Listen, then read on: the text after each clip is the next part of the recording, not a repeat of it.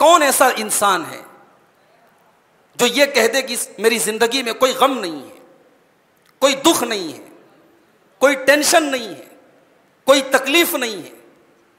अमीर से अमीर इंसान, दौलतमंद से दौलतमंद इंसान, यहां तक कि दुनिया के बादशाहों को भी कुछ न कुछ गम, कुछ न कुछ टेंशन, कुछ न कुछ परेशानियां सबको आती हैं।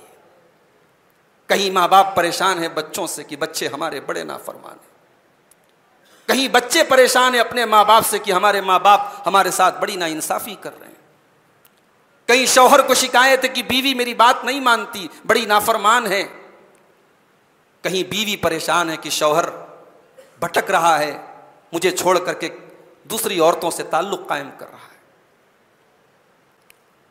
कहीं सास बहू के झगड़े हैं, कहीं बीमारियों की तकलीफ है, कहीं कारोबार की टेंशन है। अलगर्ज दुनिया का कोई इंसान ऐसा नहीं है जिसकी जिंदगी में कोई गम ना हो, कोई दुख ना हो, कोई टेंशन ना हो।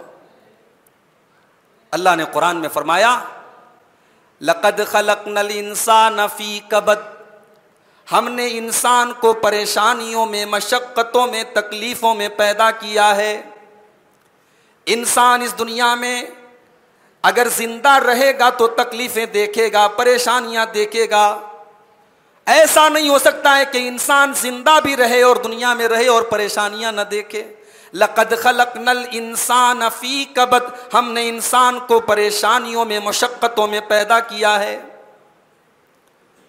दूसरे मकाम पर अल्लाह ने फरमाया, व अन्नहु हुवा अज़हक व अबका, अल्लाह ही की जात है जो बंदों को हंसाती भी है और अल्लाह ही की जात है जो बंदों को रुलाती भी है।